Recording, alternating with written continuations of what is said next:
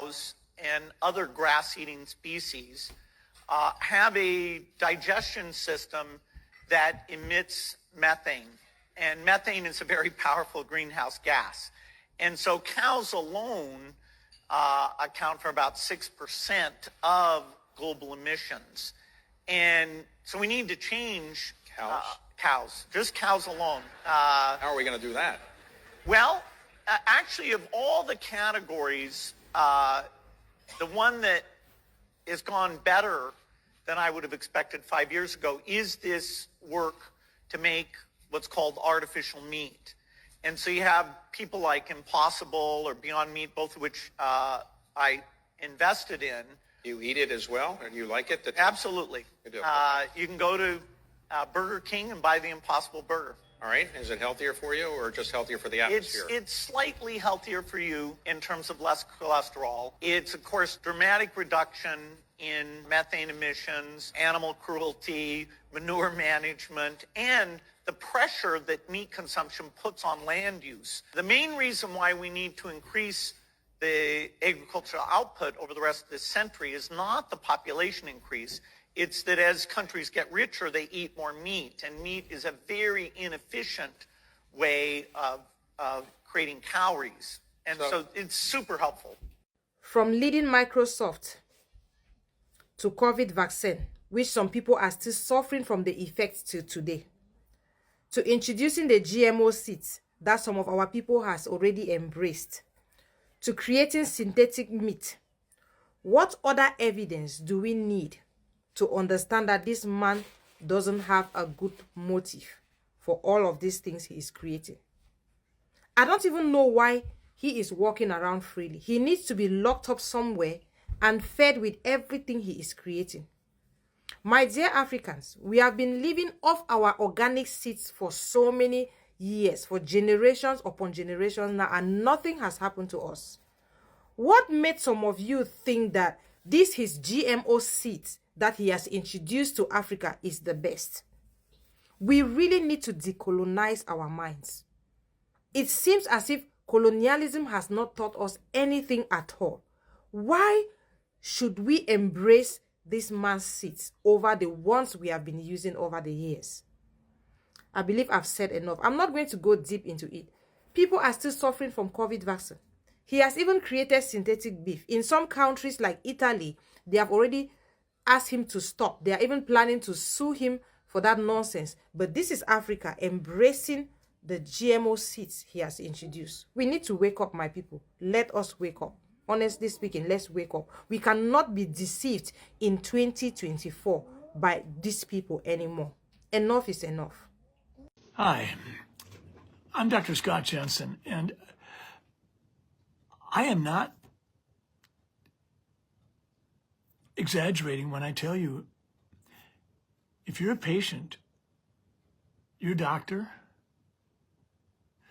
your insurance company, your clinic, your hospital, we can all get paid more if we make you sicker. And I think you need to understand that. I've thought about doing this video for some time, but I'm a little nervous because I don't really want to get myself in any more hot water than I already am in regards to having governmental and public health agencies weaponized against me. But I'm going to say it again. If I make you sicker, I'll very likely get paid more. And I want to just unpack this a little bit. So I'm going to talk sort of quickly. I'm not giving you medical advice. Please see your own doctor for that. And my name is Dr. Scott Jensen. And I think this is important. So I've been getting a lot of patients lately. They've been coming in and they say, hey, Dr. Jensen, a nurse stopped out at my house the other day and had me do a bunch of different things. What's that all about? And I would hold up some papers and I'd say, oh, I've got it right here. So here's one patient. We'll just call him John Doe to de-identify him. So someone calls him and says, we'd like to come to your house and just do sort of a house call at your house. And so very convenient for you. They don't tell the patient, John Doe, and if you let me come in your house and get in your front door, then I'll get paid $100 or $150 or $200. And if I can complete this house call survey on you, then my employer will get paid more, potentially by the government or by the insurance company, depending upon who's who. So on this one here, this was John Doe, and he had this person come out, and there were all kinds of recommendations. But it's a 7-page report I got. One of the things that was, I guess, quite important was John Doe was asked, do you feel physically and emotionally safe where you are currently living? And he said, yes. Well, now this is a person who's in his 8th decade of life. So I would hope that you would feel safe and things like that. But I guess we're going to go out and query the world. The findings of his mini house call were that he's at a moderate risk to a high risk of falling, that his sensation in his feet is impaired, indicating a probable neuropathy. He didn't realize that he was morbidly obese due to excess calories, but he is. He doesn't use a CPAP machine, but he does have obstructive sleep apnea, along with a multitude of other diagnoses that he didn't know he had. And he also now can be classified as having peripheral vascular disease because of one of the tests that was done when this nurse was there. He was advised that he's supposed to take a tetanus shot, a Prevnar 15, a Prevnar 20, colorectal cancer screening. He's also supposed to see me for advice regarding the use of the various over-the-counter chemicals and bad habits. So I added it up. And if John Doe comes to me and does all the things that he's been told to do based on this, it'll probably come to be somewhere around $5,000 to $10,000 without breaking a sweat. Okay, so why is this being done? This patient's on Medicare. His insurance company will get paid more by Medicare if this patient is seen as more sick. There's all kinds of incentive plans being doled out by insurance companies and government programs to clinics and providers and healthcare systems. For instance, one of them that you may have heard of is if a clinic can hit a certain threshold level of patients taking a certain kind of vaccine, they get paid a chunk of money for each one of those patients that took the vaccine. So it's not uncommon to have like an influenza vaccine incentive program. And say you have 1,000 patients that could potentially qualify. Well, if you could hit, say, 60%, you might get this amount of money per patient. If you can hit 80%, they'll give you this much. Literally, doctors can get tens and tens of thousands of dollars on an annual basis for an incentive program as simple as that. Here's another one. If we can call you diabetic based on some parameters, even if we're not treating you with a medication or didn't really do anything for you, if we can call you diabetic and we do a test called an A1C. Now, if we do an A1C and we get a 6.8 reading, that allows us to call you diabetic, even if we don't do anything for you. And when a person has diabetes, generally a doctor or a clinic will get a good mark if they can keep that person's A1C less than 7.5, sometimes less than 8, sometimes less than 7. But if you can call someone a diabetic with an A1C of 6.8, you don't have to do anything. You just get to put them down as a diabetic, and they'll count as a good patient for you because you've gotten their A1C to less than 7 or 7.5.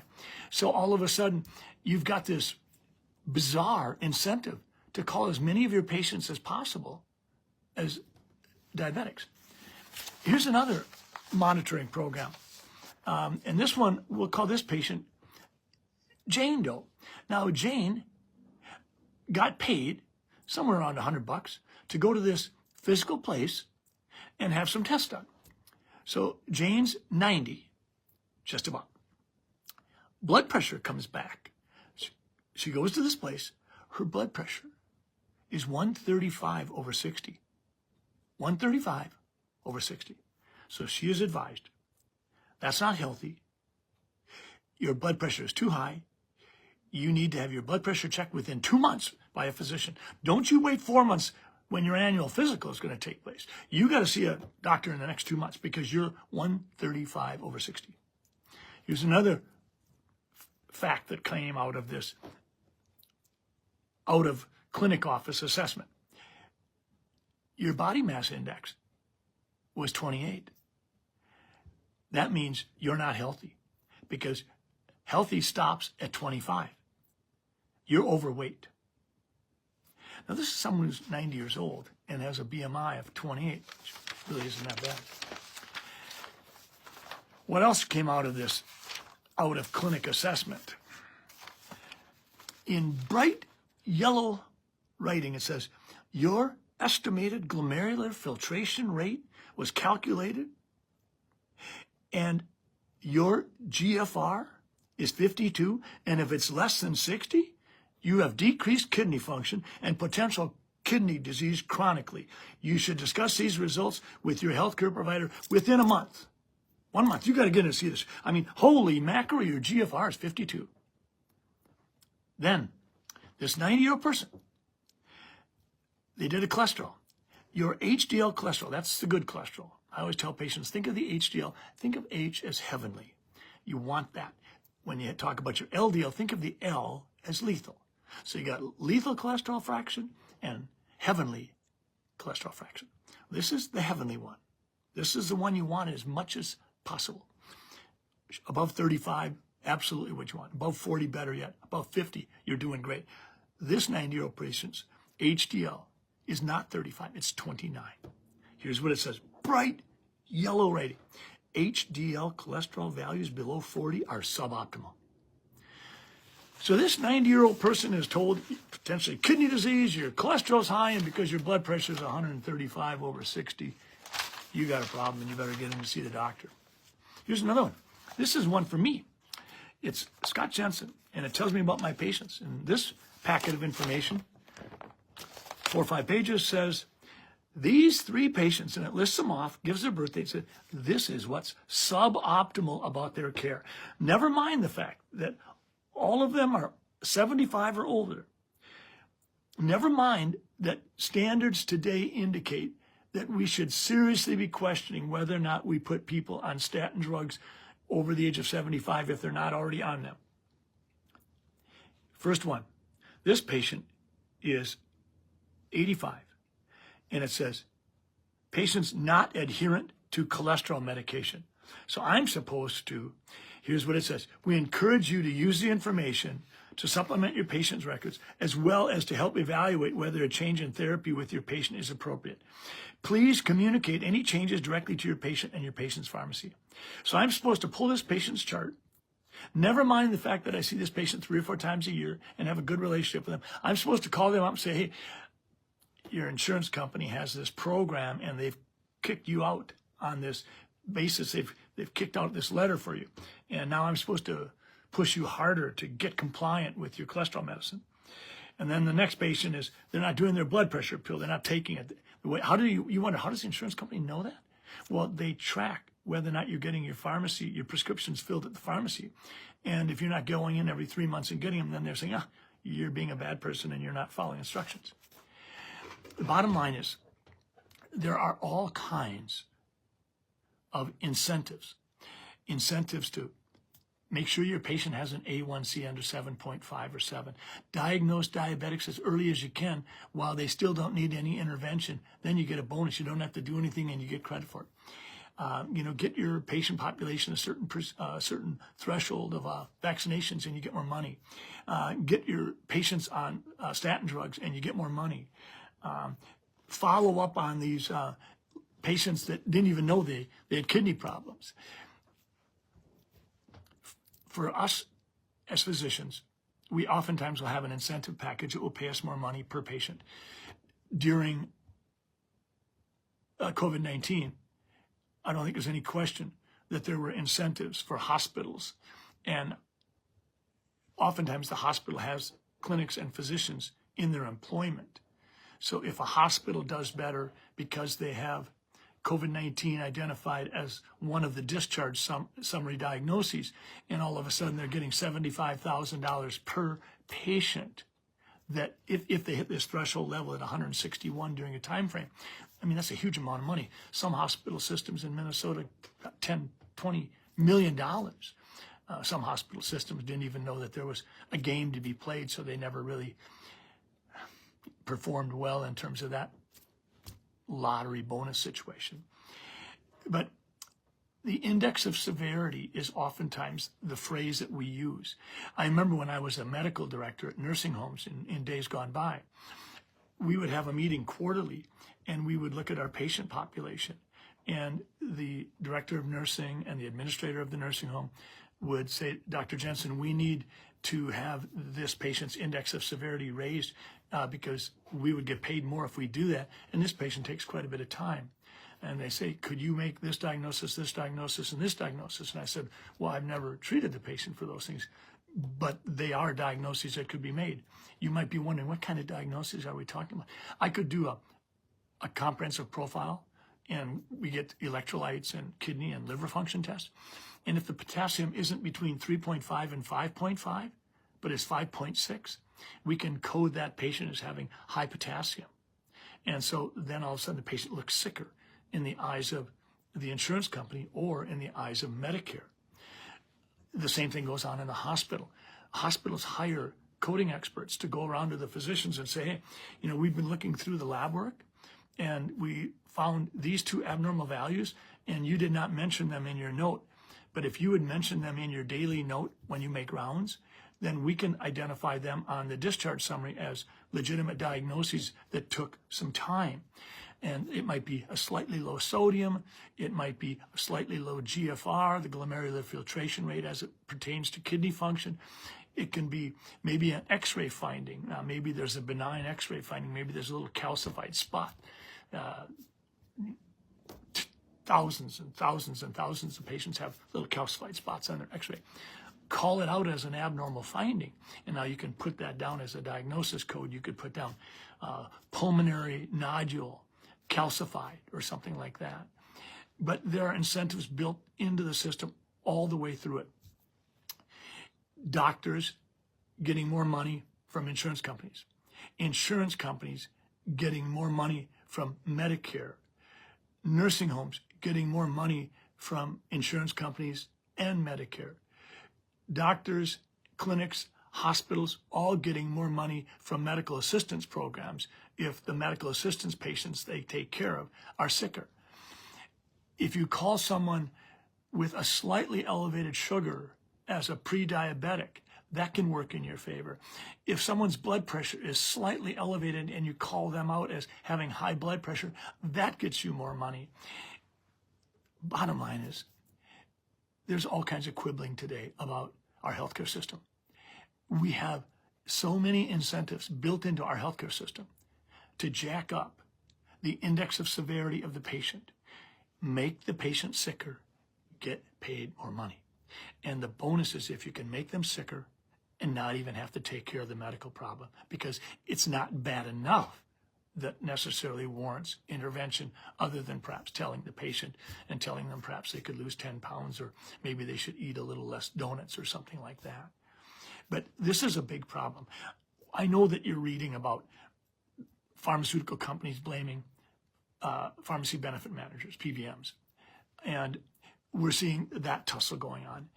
We're seeing problems with the VA healthcare system in regards to our veterans because the VA, they take care of a lot of veterans, but they don't take care of all of them. And a lot of veterans that go to private clinics have what's called TRICARE insurance. And TRICARE insurance is an insurance plan that doesn't pay very well for physicians. It's fairly close to medical assistance rates. And I think that physicians should be honored to take care of veterans, even if it isn't financially lucrative. We get a chance to interface on a daily basis with veterans who put their lives on the line. But that's just one more bizarre manner in which our healthcare system works. I want to describe our healthcare system with one word for you. And I want you to remember this word, Machiavellian. Now, Machiavelli is a long time ago person who was sort of fiendish and cunning. And he wrote and described human nature. And his name became known as Machiavellian.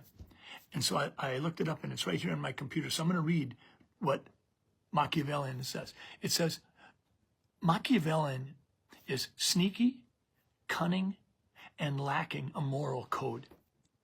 The word comes from the Italian philosopher Niccolo Machiavelli, who wrote the political treatise The Prince in the 1500s. So Niccolo Machiavelli wrote this treatise, and in that treatise, it said, the end justifies the means in regards to behavior. And he said it especially among politicians. So for politicians, Machiavellian behavior is that which you say the end justifies the means. But I would tell you, the same thing is happening in healthcare. If we make you sicker, we get paid more. And that's pretty darn Machiavellian. Thanks for listening. Dr. Scott Jensen.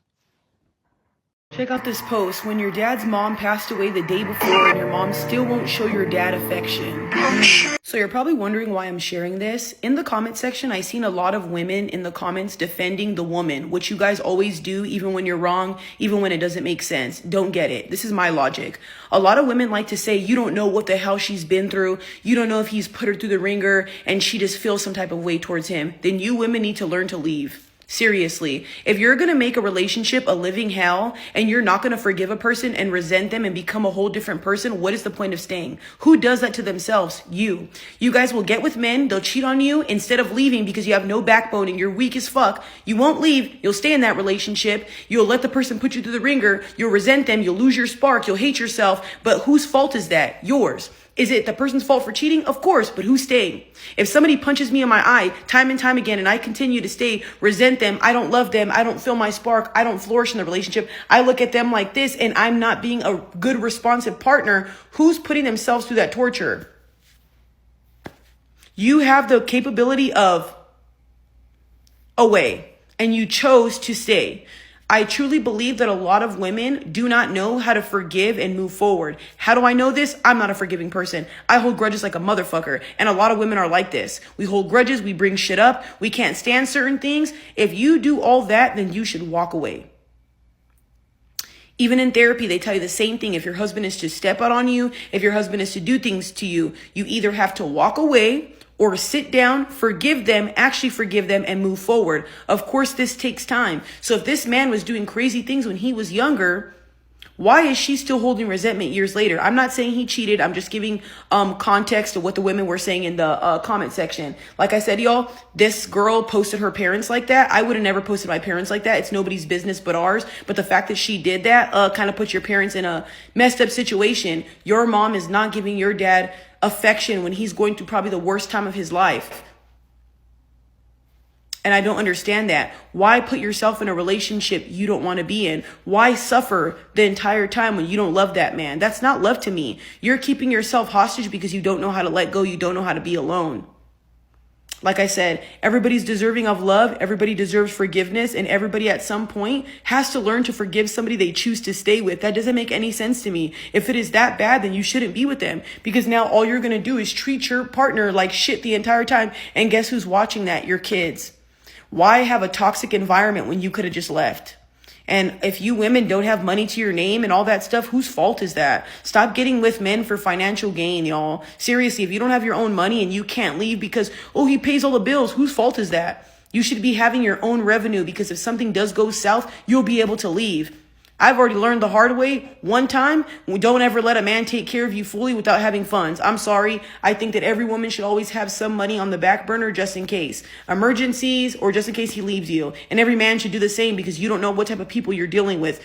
Like I said, y'all, learn to forgive or fucking stay in a relationship where you're miserable and you don't even recognize yourself anymore. That's worse to me. And one last thing I would like to add, because a lot of women like to say, oh, I don't like to be touched. I don't this, I don't that. I don't like to be touched either. And I know for a fact in a relationship, if I keep rejecting my partner, it's going to make the person look outwards. When you push somebody away enough, they're going to look outwards. It's a human response. It's the same thing with your children. You push your kids away so much, they'll look for you as a parent in other people. So don't get mad at your partner for going out and looking for love and somebody to give them affection and intimacy, and you're not. And I'm not saying stepping out purposes. I'm just saying in general, going to go to somebody because we all need love. That's why I say, why do you guys stay in these relationships? If you don't like to be touched, you don't want to love a man, what is the point? You expect to be provided for at all times, but you cannot love somebody and you can't trust somebody. You can't forgive somebody. You can't hold your man. It's cost free. So I don't know, y'all. Like I said, this is my logic. I don't understand these type of women, because the resentment and the holding grudges and all that. Stay in a miserable relationship if you want to. That's totally on you. Every time you find that there's something you want to get done, but you don't have the motivation to get it done, what you need to remember is that sometimes it's not even a motivation thing. It's really just discipline.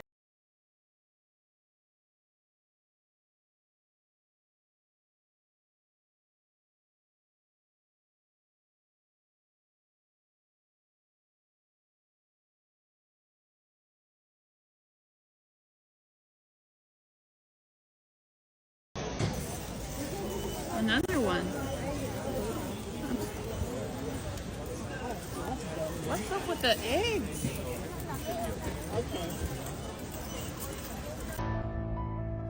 This is by far the craziest and wildest video I have been sent regarding these UFO drones in our skies. This was actually captured the night of December 14th, 2024 in Des Moines, Iowa. And the witness literally captures dozens of these UFO drones in the sky. It's almost like two different factions fighting each other in our skies. Now, I want to mention something that actually has to deal with ancient history, with old myths.